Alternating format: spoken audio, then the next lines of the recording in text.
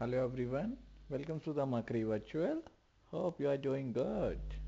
Today I am going to continue with your same module, that is the database design concepts, and the new chapter, that is chapter number 9, that is application design and the development. That is what are the application design, or how to design the application and how to develop the application. That is application design and the development. That is the chapter number 9.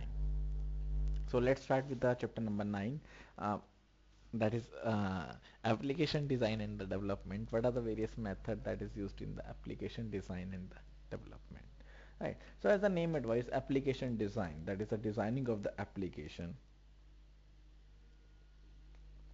and development means how to develop the applications or how to design the application. Development includes the coding, design includes the diagrammatical representation. That is the application design and the development, right? So let's start. Practically all use of database occurs from within the application program. That is every program, every database that is used, that is occurs within an application program. That is, whenever we use the application program, then only the software or the database will run. Corresponding, almost every software, or almost all user interaction in with the database is indirect. That is via application program. So if I want to interact with the database, for example, if I want to interact with the C database, that is I have to use the application program, that is a C, to use the database to feed the data in the database, right?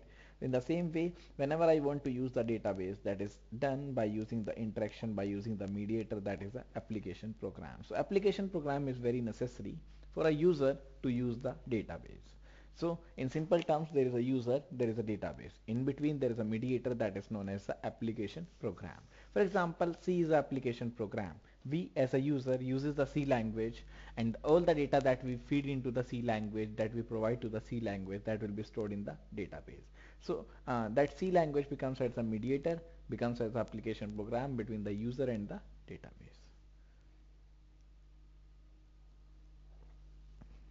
Therefore, database system have longer been supported tools such as forms and the GUI builder.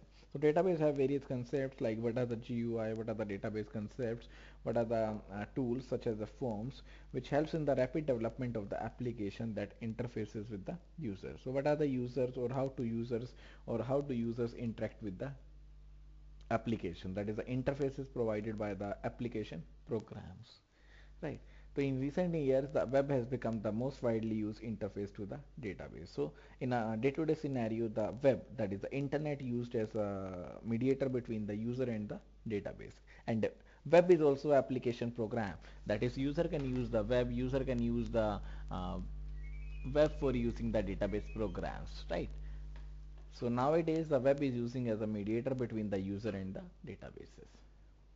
In this chapter, we study tools and the technology that are used to build the applications, focusing on the interactive applications that use the database to store the data. So in this chapter, we generally focus on the technology that is used to build the application. So what are the various technology that is used, and what are the various interactive application that is used in the database.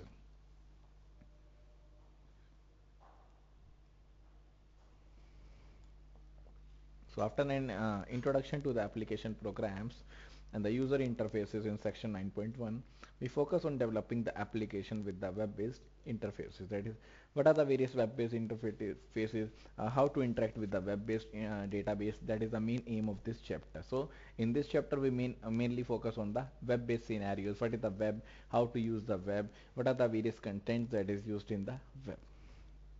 So we start with the overview of the web technology and discuss the Java Servlet technology. That is also one of the major application, or that provides a mediator between the database and the new technology that is available in the database, right? So we also focus on the Java servlets in this chapter, because that is also one of the mediator that is providing the, or that is using the web applications. So first part is application programs and the user interfaces. That is, what is the application program and what is the user interface that is provided by the application programs, right? So although many people interact with the databases, very few people uses a query language to interact with the database. That is, most of the people, or every people, we can say, that interact with the database, but very few people that is use the query, write the query to use it, or to access the database, to interact with the database. The most common way that a user interact with the database is through the application program. So one of the important way that is using the database is using the application program that provides a user interface as a front at the front end and interfaces with the database at the back end. So no one write the query because it is very difficult to read or remember each and every query while accessing the database. So it's better to use the application program that provides a mediator between the user and the database. Now such applications also provides a front end, that is a user interface is also provided at the front end and the back end. Such application takes input from the user, typically through a forms based interface, and either enter the data into a database or extract information from the database based on the user input. So it typically uses a form based interface, that is user can fill the form, user can build the form, user can enter the data into a database and generate the output which is displayed to the user. In simple terms, by using the application program we can feed the data. The data will be go to the database, and from with the help of the database that is will be displayed to the user.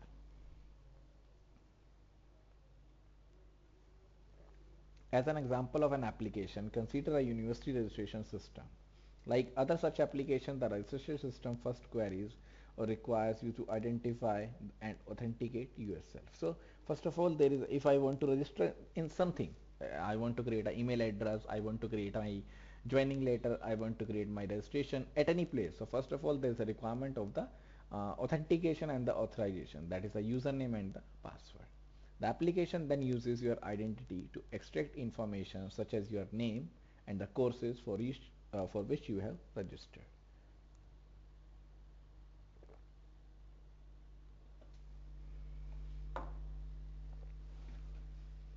So there is a username, there is a password, and there is the identity, that is the application then uses the identity to extract the information such as the name and the courses for which you have registered from the databases and display the information. The application provides a number of interfaces that let you register for courses. So the application that is used as a mediator that provides a number of interfaces that let you register for the courses and query a variety of other information such as course and the instructor information. So application that acts as a mediator between the user and the database that provides a number of interfaces that is used with the query information such as the course and the instructor information. Organizations, that is companies, also uses such application to automate a variety of tasks such as sales, purchase, accounting, payroll, human resource management, inventory management, among many others. So organization also uses application to automate the various tasks. What type of task? Like sales task, purchase task, accounting, payroll, human resource, etc.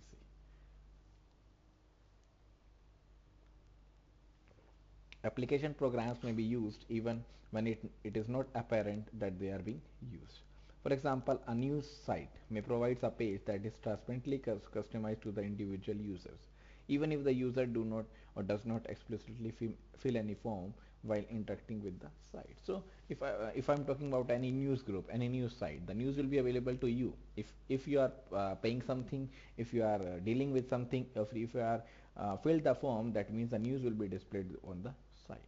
To do so, it actually runs an application programs that generates a customized page for each user. So there is an application program that customize the page for each user. Suppose I opt for the sports, then the sports will be available to me. That is from the database. That sports information will be fetched. That is fetched according to the database, according to the various, we can say, the application program that is customized according to the user. A typical application program includes a front-end component which deals with the user interface, a back-end component which communicates with the database. So there are three types that is available in the application program.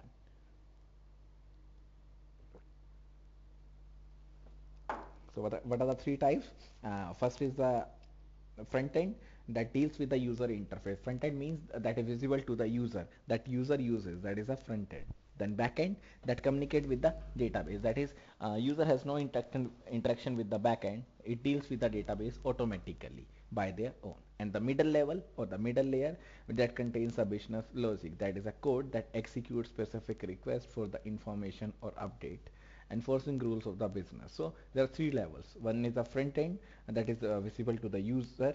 One is the back end that communicate with the database. One is the business logic, that is what are the coding that is used for the information or the updates. Application architectures has evolved over time as illustrated in the figure 9.1. Now, this is application architecture in different eras. So first of all, there is a mainframe computers, there is a personal computer era, now there is a web era. So first of all, there are mainframe computers. There is a proprietary network or the dial-up phone lines. So with the use of the dial-up lines, with the use of the proprietary network, that is any network that is represented by the clouds, with the use of the network, different computers may communicate with each other. That is the different terminals or the different computers may communicate with each other. That is a mainframe era. Next is the personal computer era. That is, there is only one computer that is available. In this there is a network, that is a local area network. As a name advice, this is a network within a local area. There is a local area network. That the database, the network also uses, or application program also uses the local area network. Then there is a web era, that is a web browsers, there is a internet, then web application server, there is a database. So this is the web based era, that is web becomes the mediator between the user, between the computer and the database. Right. So this is the application architecture of three different eras. One is the mainframe era, one is the personal computer era, one is the web era.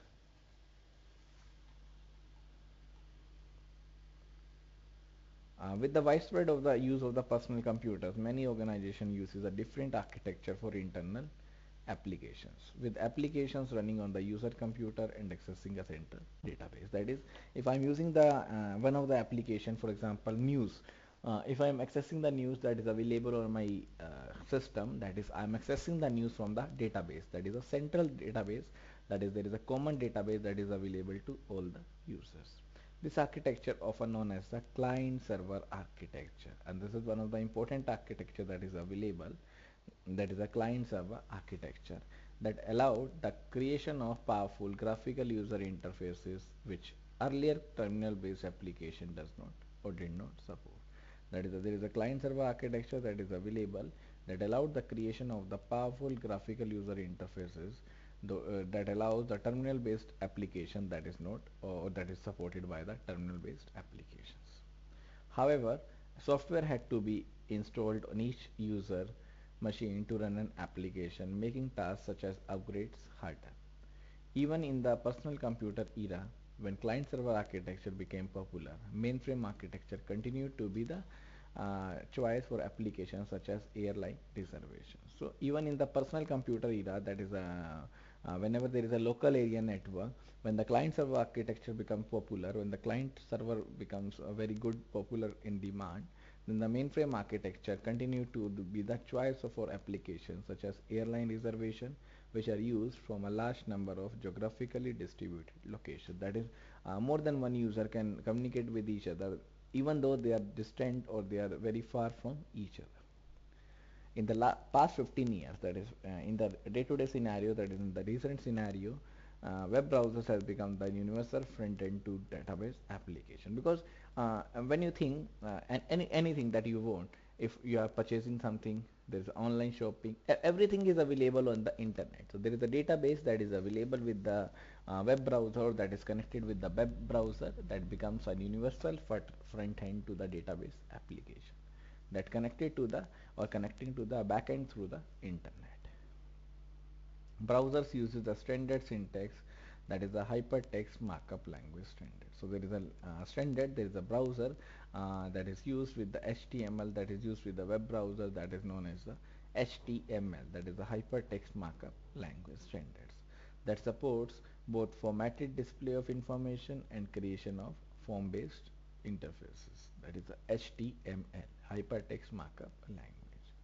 The HTML standard is independent of the operating system or browser, and pretty much every computer today has a web browser installed. So HTML standard is independent of the operating system, that is there is no connection between the operating system and the HTML, that is independent of the operating system. Even though my Windows has not been installed or corrupted in any ways, then also the HTML will works. That's because that is not dependent on the operating system.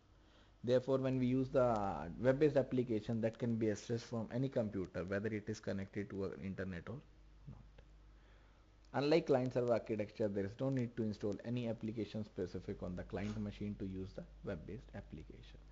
But if we are using the client-server architecture, there is a need to install the application specific software on the client machine so that the server can access the client machine. But there is no requirement of the web-based application, only the HTML is needed, no other application, no other software is needed. Right.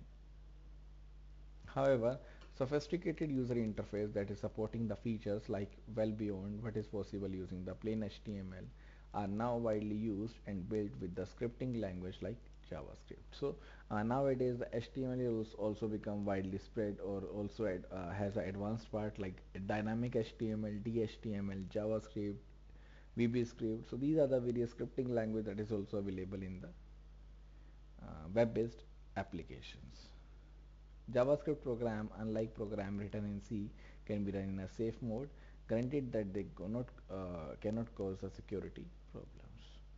While the web browser provides a front end for the user interaction, application program constitutes the back end. So web browser provides a front end and the application provides the back end with the database.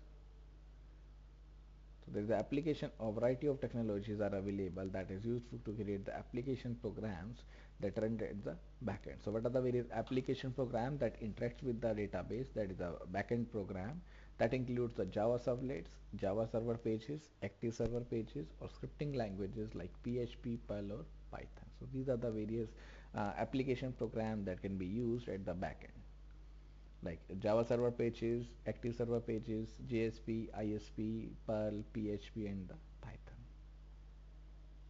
In the rest of this chapter, we describe how to build such applications, starting with the web technologies and tool for building the web interfaces, and performance and the security issues in various applications. So in this chapter, now we studied what are the various web-based applications, what are the various security scenario that is available in web-based application. So next topic is web fundamentals. So our main focus is on the web-based scenarios, because nowadays the web-based application or the web-based scenarios are used more usually or more used in a nowadays, right? So main focus is on the web-based scenarios. So let's start with some fundamentals of the web, as we discussed also in the some modules like basic modules, what are the various internet basics. In the same way, these are the first of all, let's start with the web fundamental.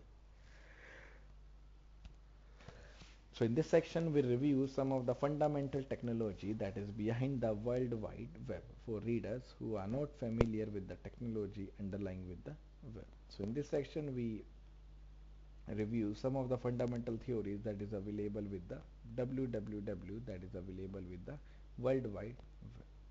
So the first fundamental concept is URL, that is a Uniform Resource Locator. So it is a globally unique name that is used for each document that can be accessed on the web. So if I want to access anything, that can be accessed by using the URL, that is a Uniform Resource Locator. Suppose every website has some unique name, have some unique identifier that is provided by the URL, that is a Uniform Resource Locator, that is a globally unique name for each department that can be accessed on the web. An example of URL is HTTP. So there is a, first of all, there is a HTTP, then there is a colon, then there is a double slash, then there is a name of the website, that is www.acm.org. Then again there is a slash, then there is a SIGMOD, that is a site or the sign mode.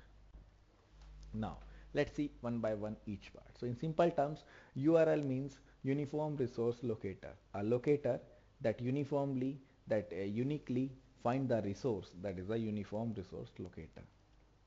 If you see on the address bar, any internet address bar, you see the HTTP and the name of the website, that is known as a URL. So including the HTTP, including the name of the website, that forms the URL, that is a Uniform Resource Locator. The first part of the URL indicates how the document is accessed. That is how the document is accessed. That is the HTTP. That indicates that the document is accessed by the hypertext transfer protocol. So HTTP means hypertext transfer protocol, and the document is accessed by using the HTTP, that is the hypertext transfer protocol.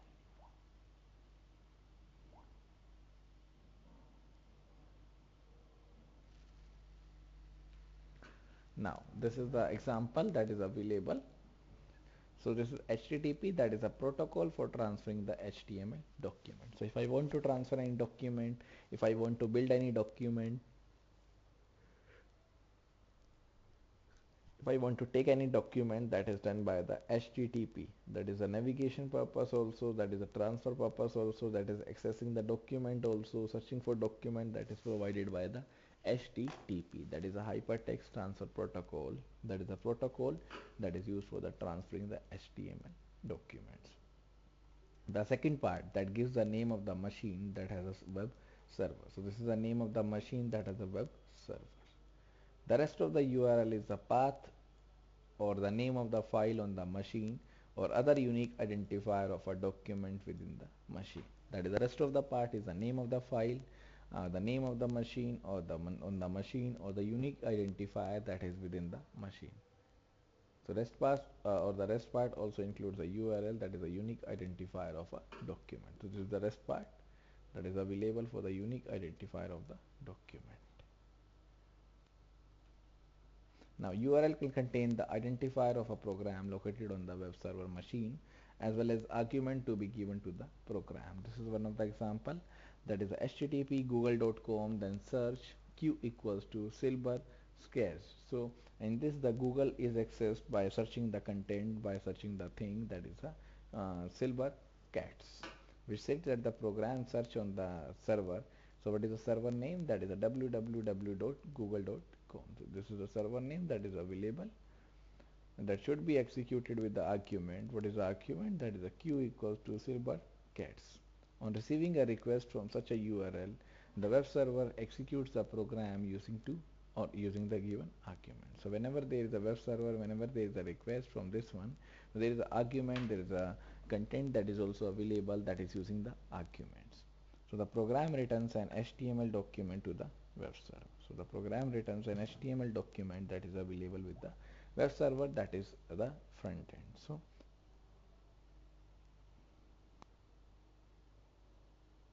this is available from the for the back end and for the front end, that is available over here.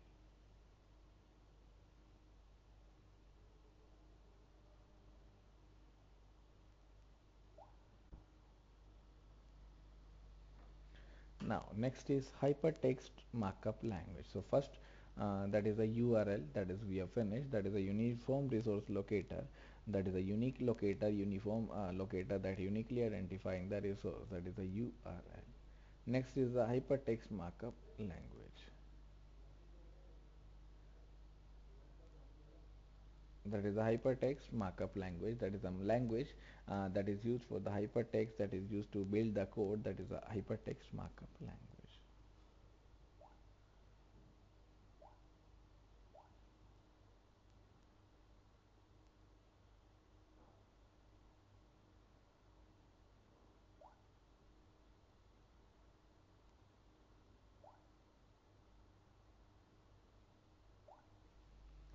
So this is the hypertext markup language that is used.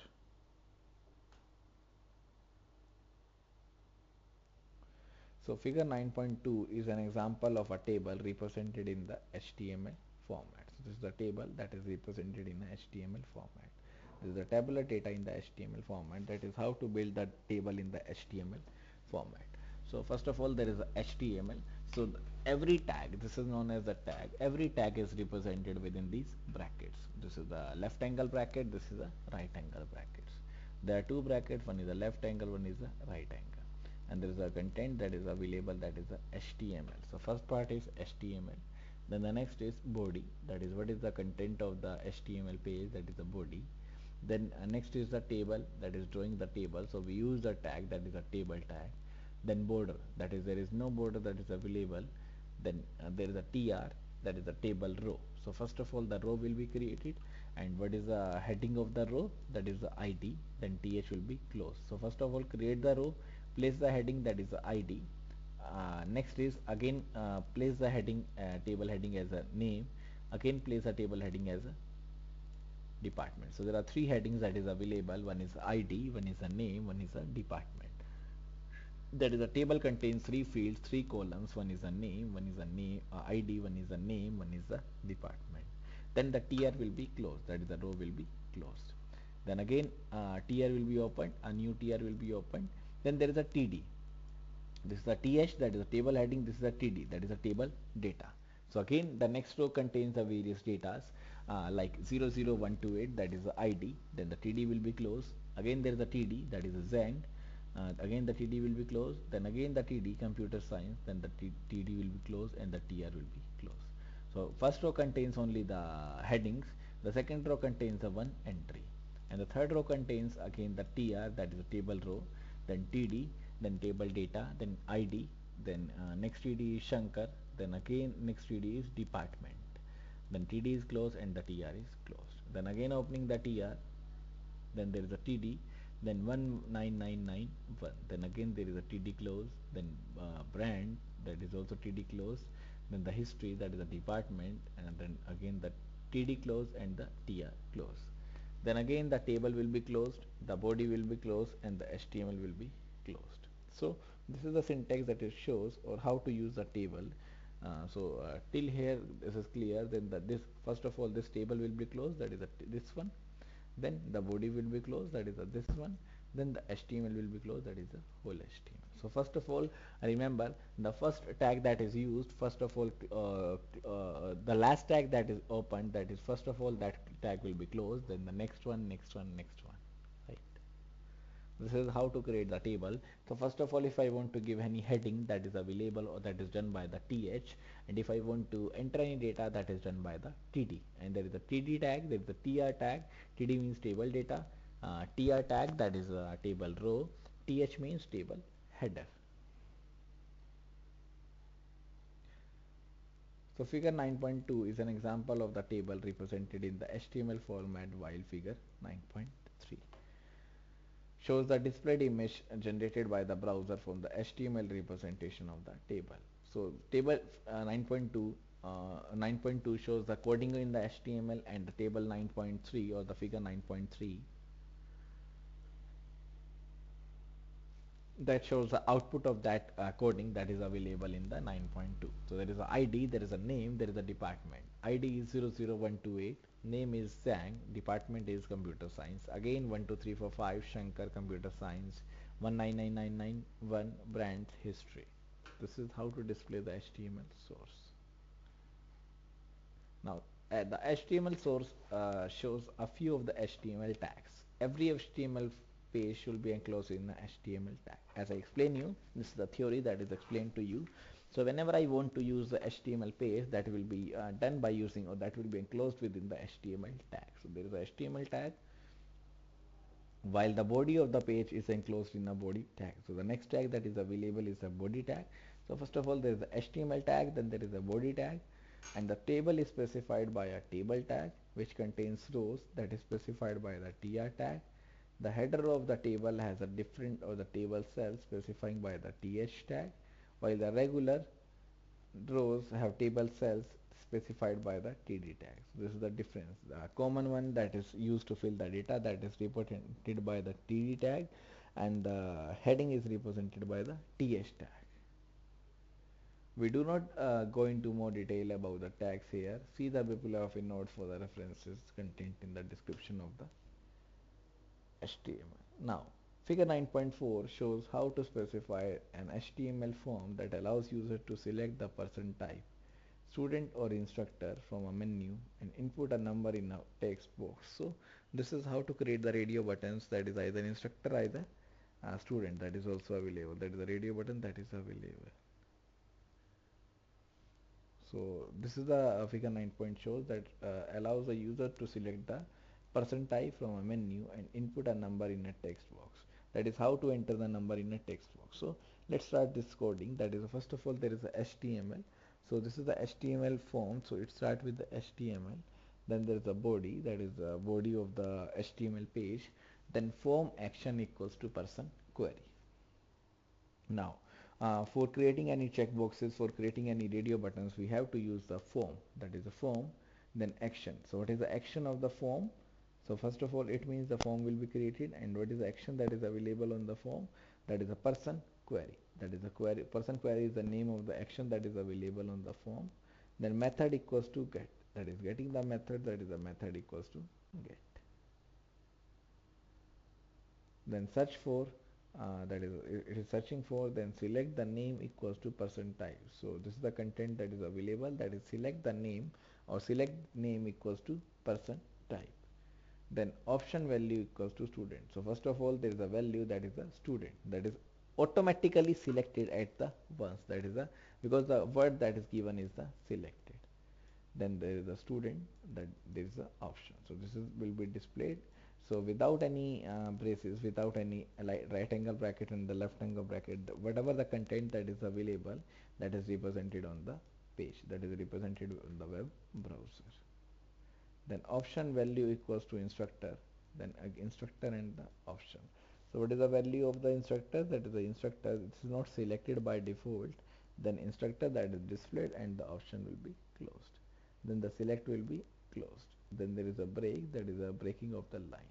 So first of all, there is a HTML, then there is a body, then there is a form, that has some action, that has some IDs. Then the form tag will be used, or the select tag will be used, that is select name equals to person type. Then there are two options, that is a student, that is the instructor. Then the select will be closed. Now name, that is used for creating the buttons that is available. So what is the input type? That is a text. What is the size of the text box? That is a 20. What is the name? That is a name. Now input type equals to submit, value equals to submit. So what is the type of the button? What is the type of the button that is available? That is a submit. And what is the value that is available on the button, that is displayed on the button? That is also the submit. So value is also submit, and the type is also submit. Then there is the form tag that is closed. So this is the form tag that is closed. This is the body that is closed, and this is the HTML that is also closed.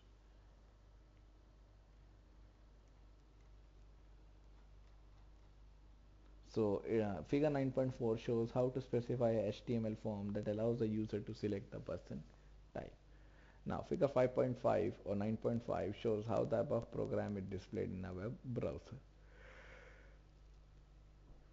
This is the output of this program that is used. So there is a search for, there are two options, one is a student, one is the instructor.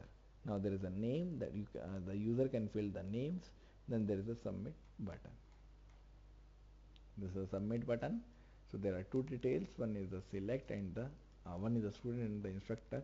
And what is the checkbox, or what is the checkbox, what is the text box that is available? That is a 20 characters that have a type equals to text and the name equals to name. So we can write any name in between this one.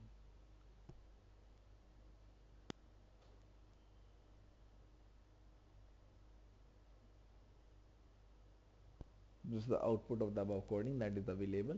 So first of all, there is a HTML, then there is a body, then there is a form that is available, there is a person type, there are two options that is available, one is a student, one is an instructor.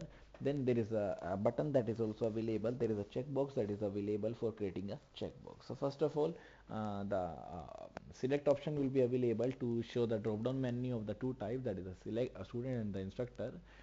Then the text box is used or created by using the input type. Then the submit button is created by using the input type equals to submit. So two methods of capturing inputs are illustrated in the form. But HTML also supports several input methods. The action attribute of the form tag. Now this is the explanation of this one. So whenever we use the action attribute that is available in the form tag, that specify when a form is submitted. By clicking on the submit button, the form data should be sent to the URL person query. So what is the meaning of the action? That means whenever a user click on the button, whenever user click on the submit button or the accept button, the data will be gone to the URL, that is a person query, that is relative to that of the page. The web server is also configured such that when this URL is accessed, a corresponding application program is invoked. So this is also the URL that is also used. So whenever this program is accessed, a URL will be invoked by using the web server. The application program generates an HTML document which is then sent back and displayed to the user. We shall see how to construct such programs later in this chapter. Now, HTML defines two ways in which the values will be entered by the user at the browser. The get method encodes the value as a part of the URL. So one is a method, one is the action, one is the get method that is used or that encodes the values as a part of the URL. For example, if the Google search page uses or used a form with an input parameter named Q, with the get method, the user typed in the string that is silver chats. So if there is a Google page that is the input parameter that has a name Q, that type the word, that type the string that is a silver or silver cats and submitted the form. The browser would request the following URL from the web server. So it's the responsibility of the web server browser that requests the URL from the web server. Now next is the post method. So action is clear. Now next is the post method that would instead send a request for the URL that is the http google.com and sends the parameter value as a part of the HTTP protocol exchange between the web server and the browser. So there is an action, that means what action will be taken after feeding the data when the user click on the submit button. Now this is post, that means as request will be sent to the URL that is available, that is the google.com, and sends the parameter values as a part of the HTTP protocol that exchange between the web server and the browser. So whenever the post method will be used, that sends the request to the URL and sends the parameter as a part of the HTTP protocol that exchange between the web server and the browser. The form in figure 9.4 specifies that the form uses the get method. So this is the method that is used, that is the get method that is used. So one is the action, that means what action will be taken whenever the query will be submit. Then get method, that is a method equals to get that is used. Although HTML code can be created using a plain text editor, that is whenever I want to write the HTML coding that will be displayed or that will be written on the plain document, on the plain text document, plain text editor, for example Notepad. So there are also a number of editors that permits direct creation of HTML text. That is also a facility that is used to create the HTML pages in a graphical interface. Such editors also constructs a form, menus and the tables to be inserted into the HTML document from a menu of choices instead of writing manually in the typing master manually in the by using the HTML documents. HTML supports style sheets which can be either be displayed using the concept of the CSS. So there is a CSS, that is a cascading style sheet that allows, or that is a standard that allows the same style sheet to be used for multiple HTML documents. So if a sheet will be prepared, so the same sheet will be used, we can say the used for multiple HTML document, giving a distinctive but uniform look to all the pages on the website, because there is a sheet that is once prepared, it is used by multiple options, multiple usage of the HTML document that gives a distinctive but uniform look to all the pages on the website.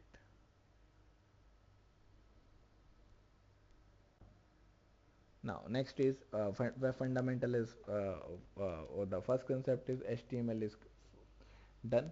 Now the next is the web server and the sessions. Now what is a web server, what is a session? That is a session will be expired.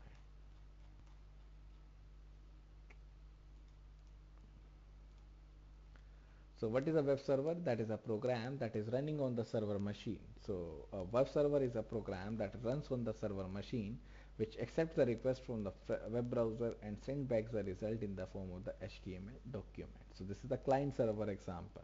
So there is a server, that is a program that runs on the server machine. So it is a program that works on the or that runs on the server machine which accepts the request from the web server. So server accepts the request from the web browser and sends back the result in the form of the HTML document.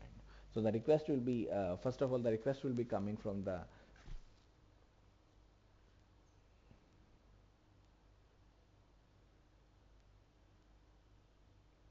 So first of all, a request will be coming from the web browser, or the request will be coming from the web browser, and then it goes to the web server, and that accepts the request and sends back the result in the form of the HTML document. The browser and the web server communicate via HTTP. So how they communicate with each other? By using the concept, by using the protocol, that is the HTTP. Web servers provide powerful feature beyond the simple transfer of documents. The most common feature, or the most important feature that is available, is the ability to execute the program with the arguments supplied by the user and to deliver the result back as the HTML document. As a result, web server can act as an intermediary or the intermediate to provide the access to a variety of information services. So web server is like a mediator that provides the services between the user and the document. A new service can be created by creating and installing an application program that provides a service. The Common Gateway Interface standard defines the web server communicate with the application program. There is an application program, there is a Common Gateway Interface server that is available, that is a CGI, that defines how the server communicate with the application program.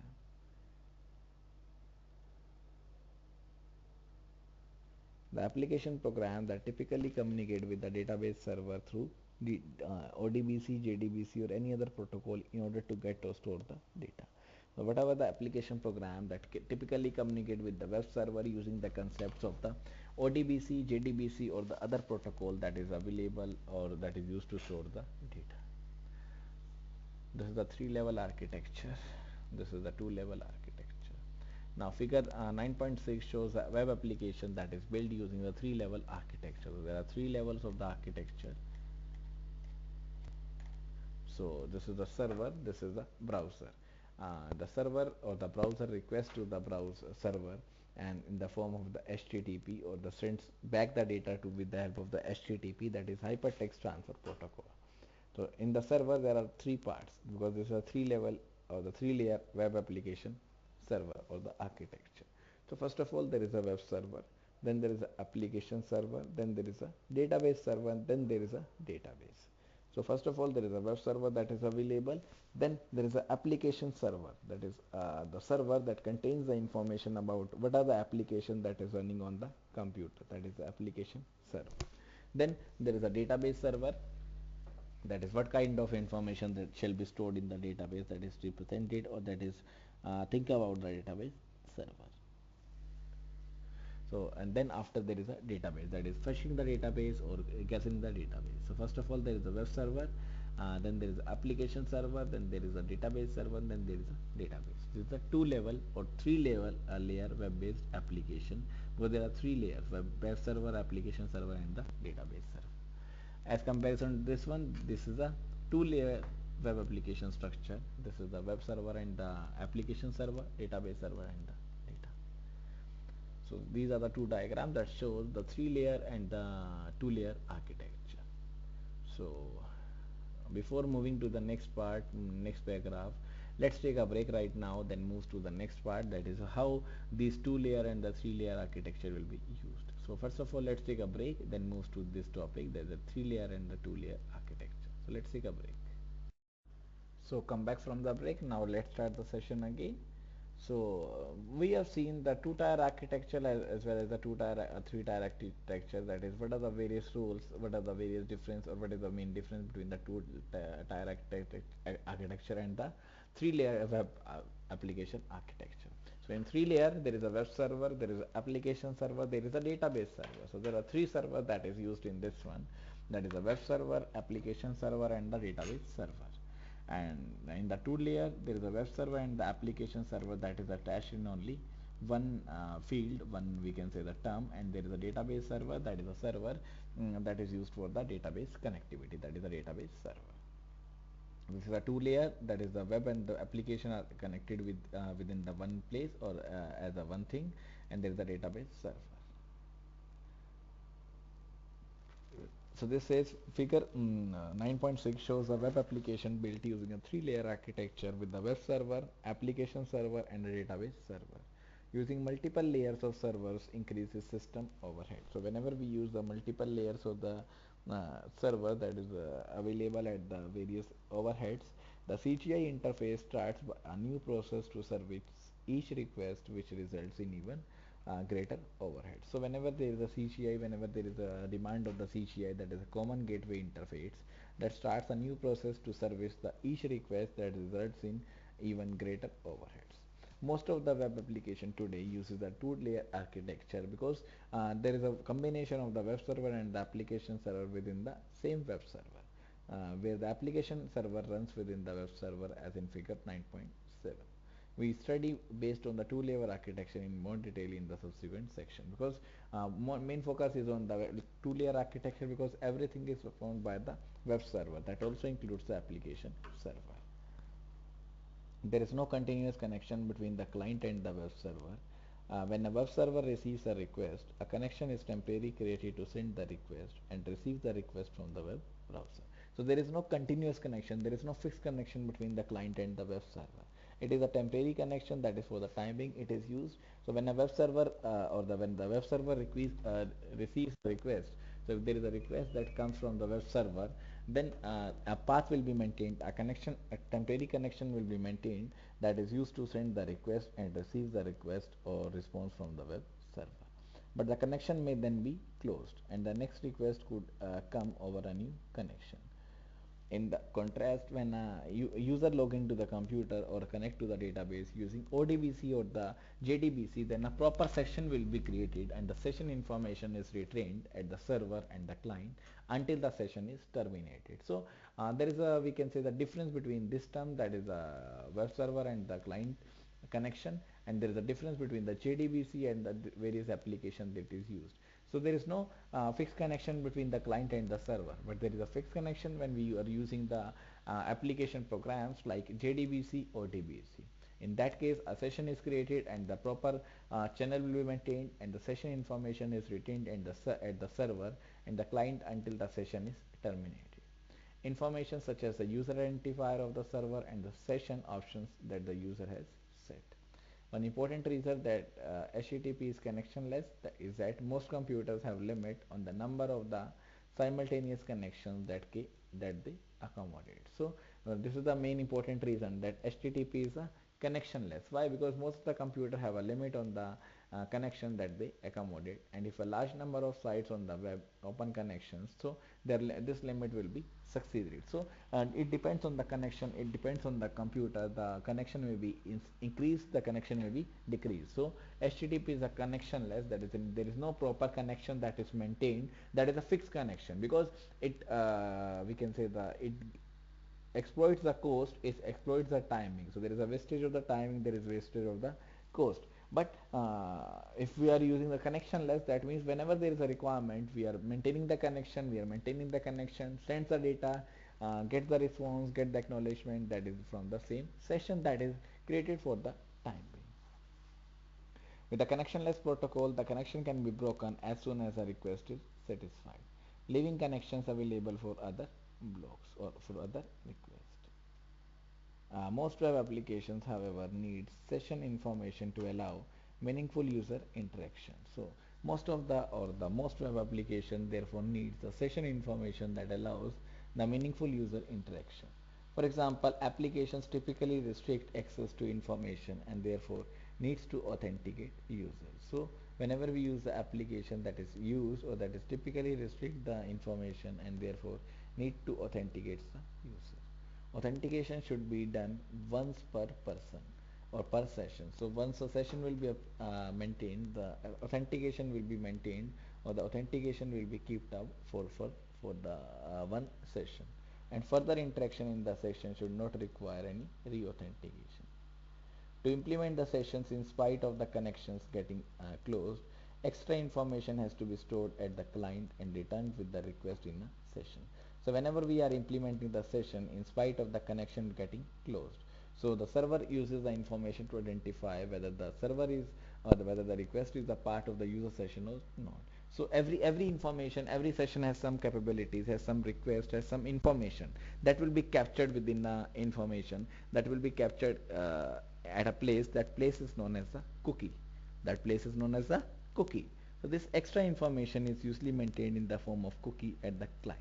So for example, if I'm using the computer, I'm a client, so there is a cookie.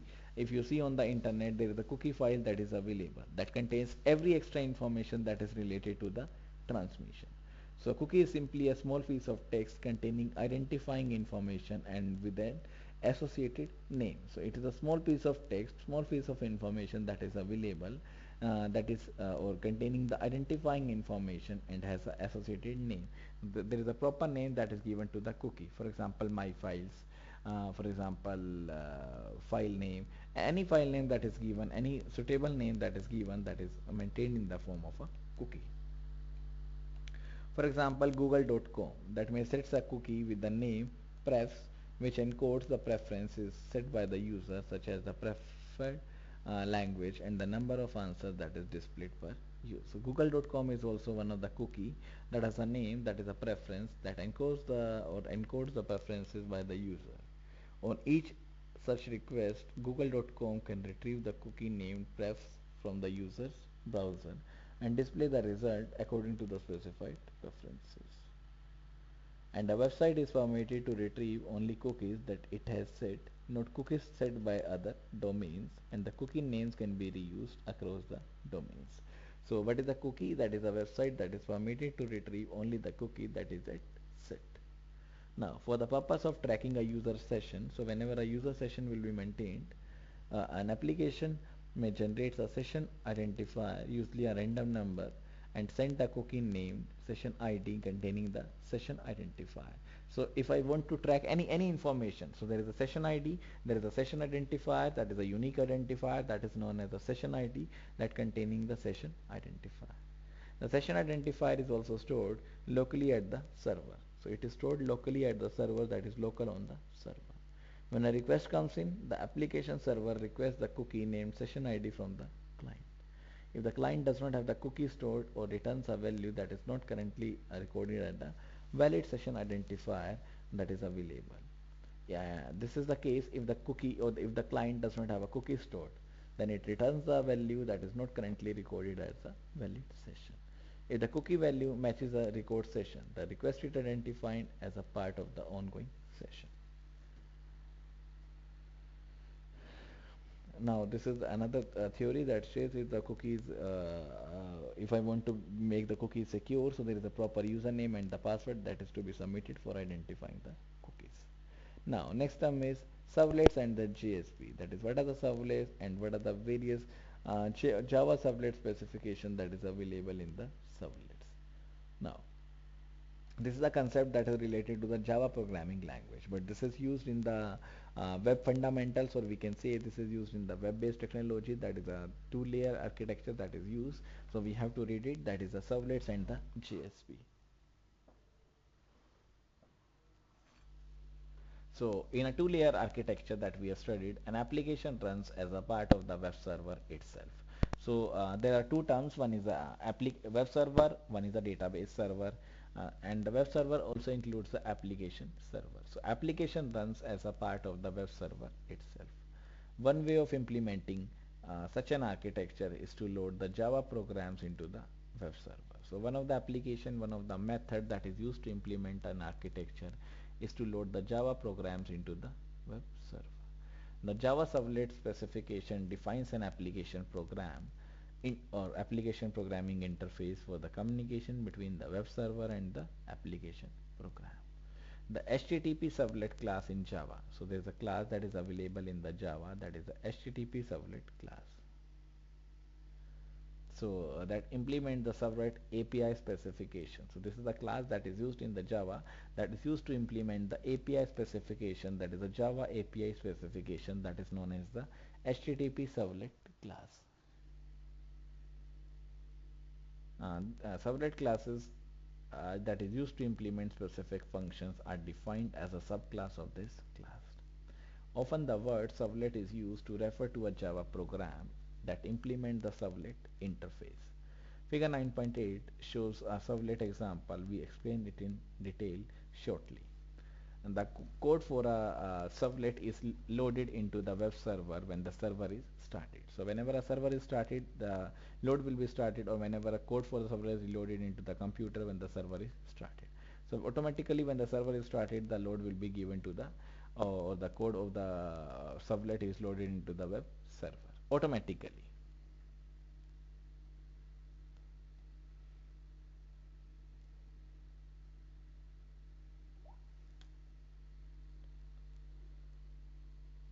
So the task of the servlet is to process such a request. So what is the task of the servlet? So first of all, whenever there is a usage, whenever there is a code that is given,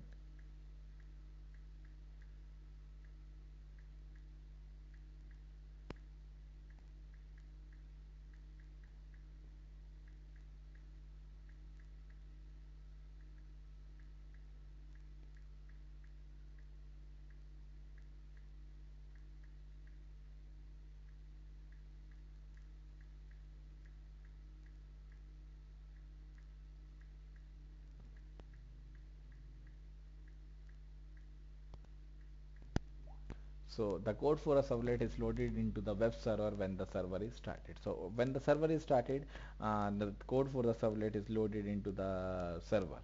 Or when the server request or receives a remote HTTP request to execute a particular servlet. The task of a servlet is to process such a request. So what is the task of the servlet? That is to process such a request which may involve accessing a database to retrieve the necessary information.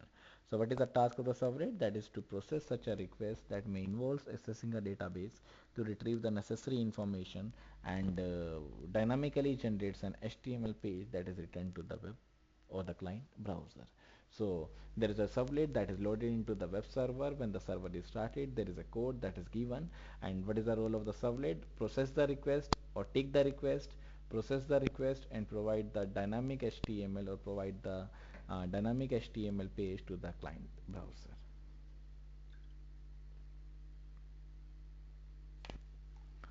Then this is the example, that is servlet example. Servlets are commonly used to generate dynamic response to HTTP requests. So servlets are generally used, or the commonly used, to generate the dynamic responses to the HTTP request. They can access the inputs provided through HTML forms, apply the business logic to decide what response to provide, and generate HTML output to be sent back to the browser. So servlets are generally or commonly used to generate the dynamic responses to the HTML or HTTP request. They can access the input method, they can access the input provided through the HTML forms, provide the business logic to decide whether the servlet has decided whether the servlet has been used for the coding part or the development part, and then generates an HTML output to be sent back to the browser. So first of all, it takes the request, process it, and gives the output, generates the output in the form of the HTML program, in the form of the HTML output. Now figure 9.8. This is the figure 9.8 that shows the example of the servlet code. Servlet code to implement the form in figure 9.4.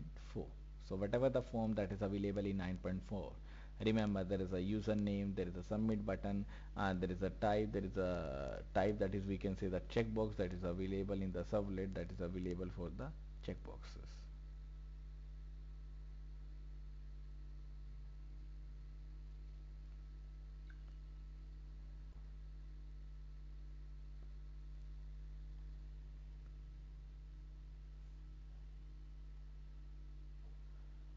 So there is a we can say that there is a table that is available, that is a submit button, that has a text box that is available. Remember that 9.4 example.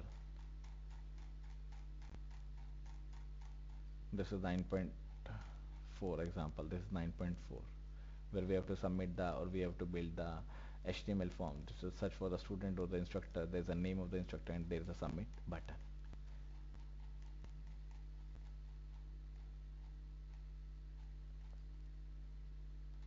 So figure 9.8 shows an example of the servlet that is available in the form 9.4. This servlet is known as a person query servlet, while the form specifies that action equals to person query. Now let's see. So there is a import Java IO. So first of all, it's a Java program. So there is a concept that is used, that is the import Java dot input output. That is a Java import Java dot IO. Then there is a import Java dot servlet. That is a, we are using the Java and there is a Java X and we are using the servlet that is used. So there is a Java X servlet. Then there is a import Java X servlet HTTP. So there is a Java X also used. There is a servlet that is also used, and there is a HTTP, that is a hypertext transfer protocol. Then there is a public class that is used, that is a public class person query servlets extend HTTP servlet. Then there is a public void do get. Then there is a HTTP servlet request. Then there is a HTTP servlet response. So these are the queries that is used in the Java. So there is a public class person query, there is a public void get data. Now what is thrown? That is a throw servlet exception input output exception. Then there is a response dot set content type, that is the HTML or the text HTML. So what is the response that is given? That is a response dot set that is available in the response dot set content type. Then print writer dot out, that is a response get writer. Then out dot println, that is a println is used for printing purpose. Then again out dot println, there is a body part. Then string person type equals to request dot get parameter. So there is a person type that is available, that is a request dot get parameter, there is a person type. Then the string number, that is equals to string request dot get parameter name. Now if condition will be used,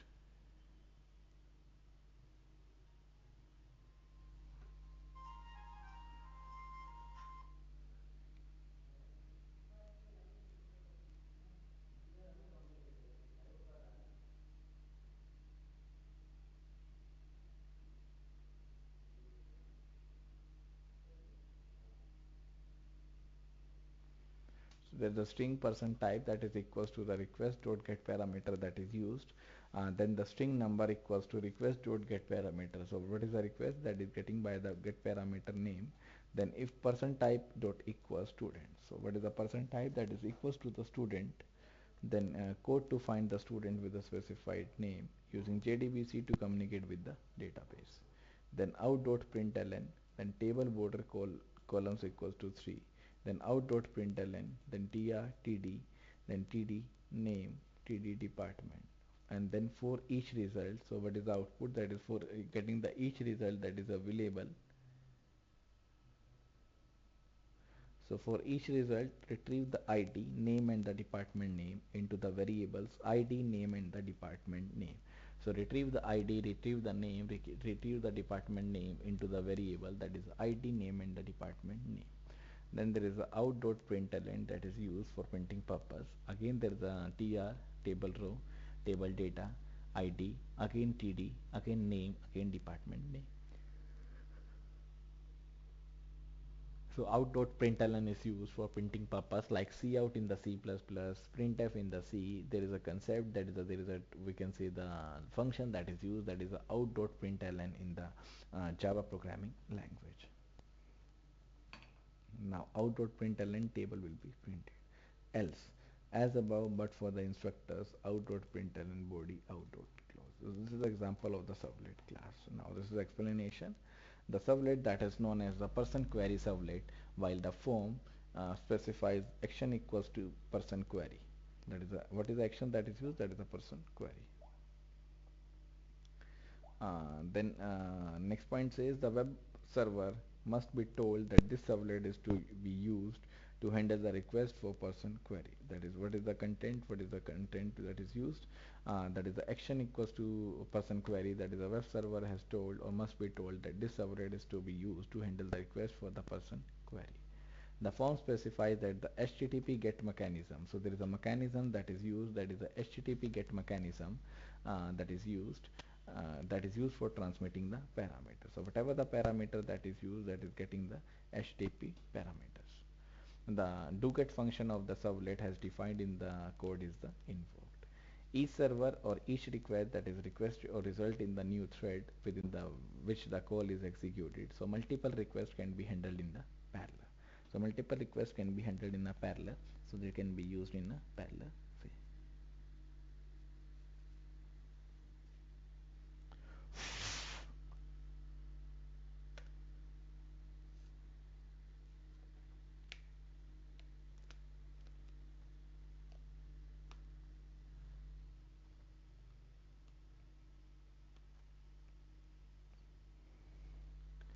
So the doGet method of the servlet has defined in the code is the invoked.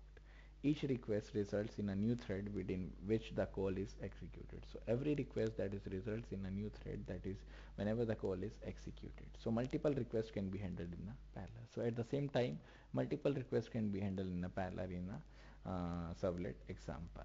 Any values from the form menu and input fields on the web page as well as the cookie pass through the objects of the HTTP servlet request class. So there's a class that is available, that is the HTTP servlet request class that is created for the request, and the reply to the request passes through an object of the class that is the HTTP servlet response. So there is a we can say the output, that is a reply that is coming on that object, that is coming on the class, that is the HTTP servlet response. The doGet function that is used, that is in the example, extract the value of the parameter type and the number by using the request.get parameter. This is the request.get parameter that is used to doGet function, that is getting the output, getting the input from the user. So the doGet method as defined is invoked, then uses the doGet method. The code used to access the database and to get the attribute names from the query, that is results or that results is not shown.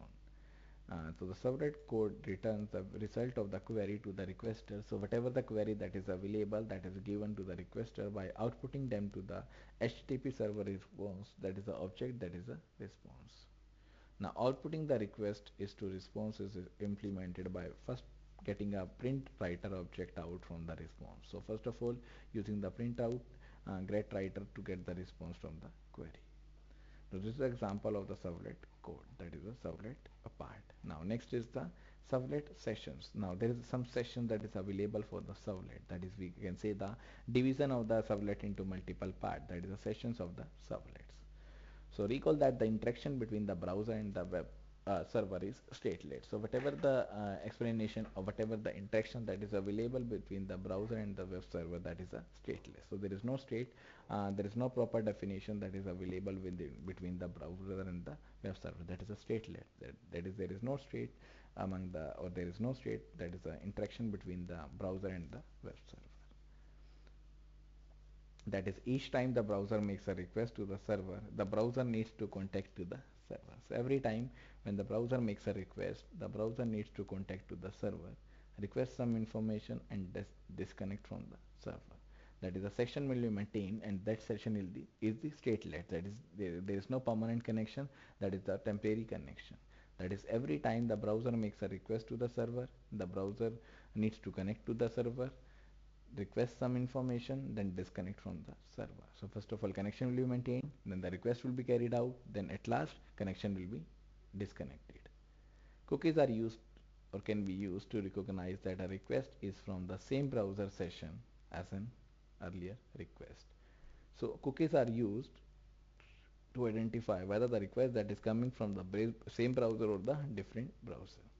However, cookies from a low-level mechanism and the programmers requires a best or the better abstraction to deal with the sessions. The servlet API provides a method of tracking a session. So there is a servlet that is available, that is the application programming interface servlet, that is used to track a session and store the information that is pertaining to it. Invocation of the method, that is a get session, false of the class HTTP server class retrieves the HTTP session object that is corresponding to the browser that sends a request. An argument value of the true would have been specified that a new session object must be created if the request is new request. There is a session, that is a get session, there is a session, that is the HTTP session will be created. When the get session is invoked, the server first asks the client to return a cookie within a specified or with the specified name. So whenever we use the get session, that means the server first asks the client to return a cookie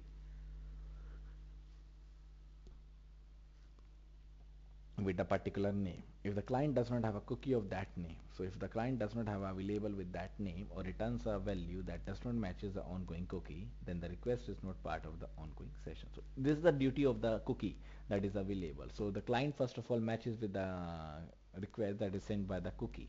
If that matches, then only the condition will be satisfied, then only the request will be considered, otherwise the request is not considered. In this case, the get session would returns a null value. That is, it returns a null value, and the servlet could direct the user to a login page. The login page could allow the user to provide a username and the password. So how to maintain the cookie that is available, that is maintained in the HTTP session object to maintain state across the multiple requests within a session. After the user is authenticated, that is, after the user provides the username and the password that is authenticated and the session object has been created, the server or the login servlet could store the user ID of the user as a session parameter by executing the method. Then only the method will be executed. So what's the method that is executed? That is a session dot set attribute. So there is a session, then there is a dot operator, then there is a set attribute, then there is a user ID, then the user ID. So on the session object that is returned by the get session, the Java variable user ID is assumed to contain the user identifier. Now, if the user or if the request was part of the ongoing session, that is, another scenario is that if the request is a part of the ongoing session, that is, cookie has found that the request that is ongoing session that is ongoing has a request that is for the ongoing session. The browser would have returned or returned the cookie value, and the corresponding session object is returned by the get session. So it will get the query, it will get the session, and the same session will be returned by the get session. The servlet can then retrieve session parameters such as user ID from the session object by executing the method. So what is the method that is executed? That is the servlet session dot get attribute user ID on the session object returned above. If the attribute user ID is not set, the function would return a null value. So if the attribute is not set, then the function would return a null value that is available, which would indicate that the client user has not been authenticated. So this is the scenario, that is how to check whether the authenticated user is sent out the information or not. Now next is servlet lifecycle, that is what is the servlet lifecycle that is available in the servlet class. This I'm going to start in the next class, that is in the tomorrow's class. So that's all for today's session, and if there is any doubts, any confusion in this web-based scenarios, you can ask the doubts from me.